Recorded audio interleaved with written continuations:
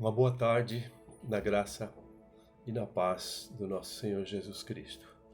Trago uma meditação para a nossa edificação. Eu quero usar o texto de Apocalipse capítulo 5 e eu queria falar sobre as coisas espirituais, a luta, a batalha espiritual. E eu gostaria de ler esse texto escrito por João.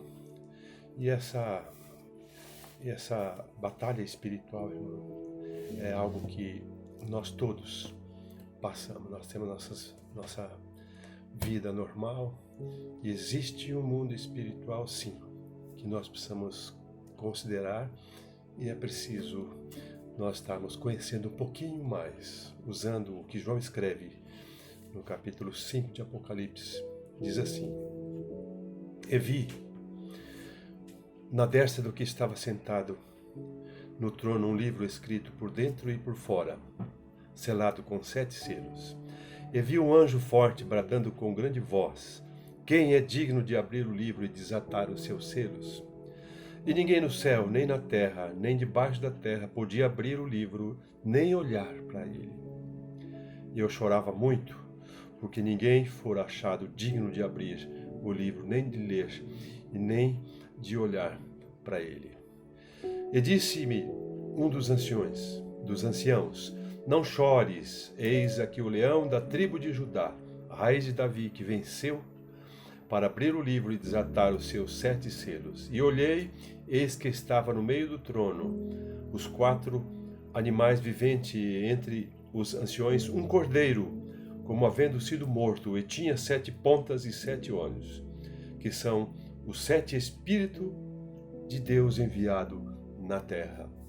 E veio e tomou o livro da destra do que estava sentado no trono. E havendo tomado o livro, os 4 animais e os 24 anciãos prostraram-se diante do cordeiro, tendo todos eles harpa e salvas de ouro cheias de incenso, que são as orações dos santos.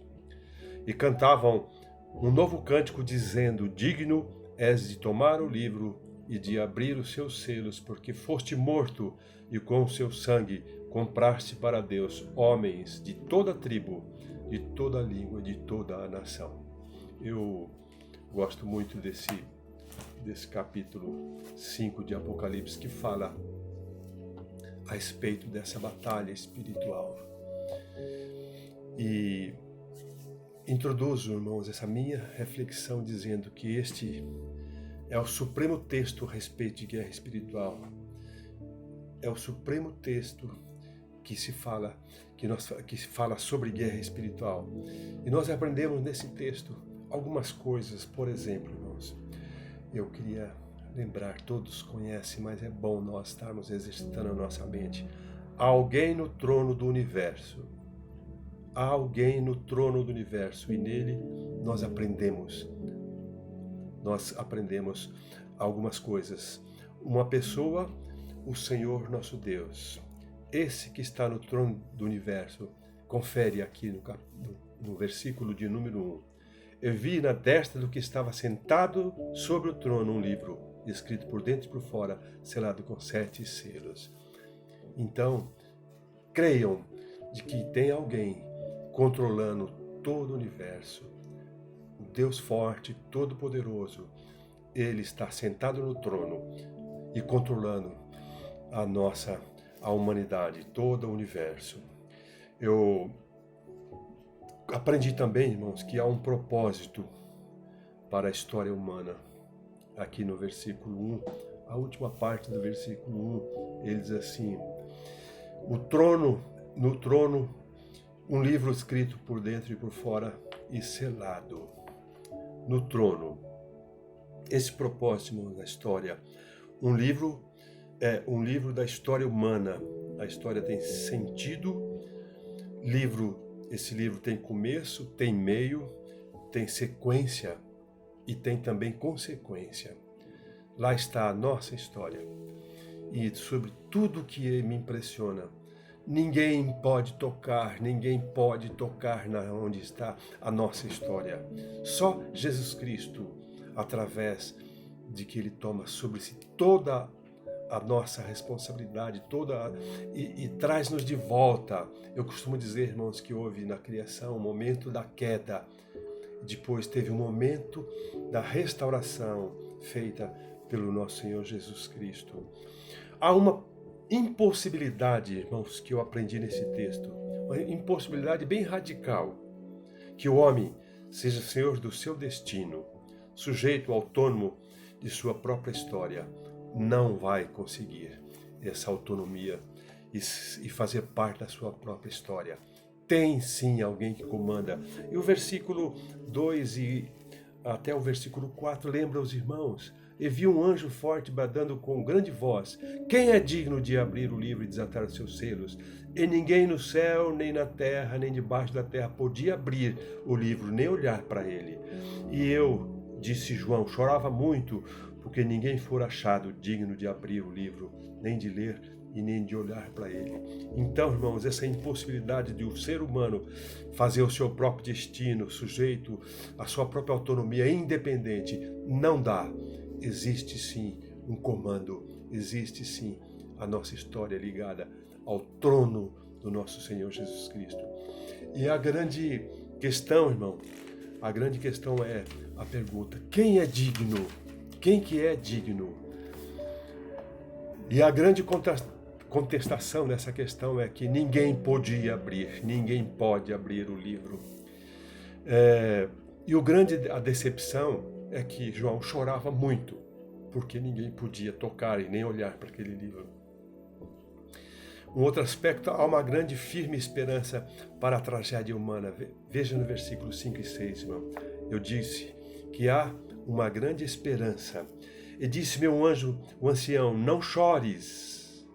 Está dizendo para nós: não chores. Eis aqui o leão da tribo de Judá, a raiz de Davi, quem venceu para abrir o livro e desatar os seus selos. Tem sob o controle a nossa história. Somente Jesus Cristo, nosso Salvador. Então, irmãos, essa é a nossa esperança. No meio de qualquer circunstância, de qualquer crise, nós aprendemos que tem alguém no controle da nossa vida e da nossa história. E aí o anjo diz: pare de chorar, porque é tempo de esperança. Jesus é digno de abrir o livro, o leão da tribo de Judá. Ele pode abrir o livro. Ele tem todo o poder redentor. No texto fala sobre chifres, sobre os olhos. Chifre é símbolo de poder. Chifre é poder. E tem esse nosso Senhor Jesus Cristo, todo o poder nas suas mãos. Um outro aspecto que a guerra pela história humana já está ganha, se você entende esse Deus poderoso como teu Senhor, como teu Salvador. Essa guerra já está ganha. A história está nas mãos do Cordeiro. No versículo 7, está nas mãos do Cordeiro. E veio e tomou o livro da destra do que estava sentado no trono. Tomou o livro. Esse Jesus Cristo tem nas suas próprias mãos a nossa história. Sabe, irmãos, a cruz é a nossa vitória. Eu podia ler alguns textos que estão no Novo Testamento e outros textos de referência sobre essa questão da guerra espiritual. A cruz é a nossa vitória. Colossenses capítulo 2, confere. O sangue é a nossa vitória. Apocalipse também capítulo 12. Você vê também o testemunho, a vitória. A ressurreição é a nossa vitória. Eu quero concluir essa minha reflexão com os irmãos, dizendo que diante disto, o que precisamos fazer é celebrarmos a vitória sobre esta guerra, desde já engajando-se na luta através de alguns aspectos, através da oração, versículo 8 do capítulo 5 que nós lemos, da evangelização, dizer para mais alguém que Jesus Cristo, ele deve ser dessa pessoa, Senhor e também Salvador. Sabe, irmãos? Entrega total de nossas vidas, os nossos dons, os nossos talentos. Você tem talentos? Procure servir de alguma forma. Você tem dons espirituais. Todos nós temos algum dom. Tá? E nós vamos servir dentro desse reino até que Jesus volte buscar a sua igreja, os salvos em Jesus Cristo, até chegar o dia em que todo joelho se dobrará e toda língua confessará que Jesus Cristo é o Senhor. E eu tenho teria mais argumentos sobre esse texto, mas eu acho que está bem sintetizado.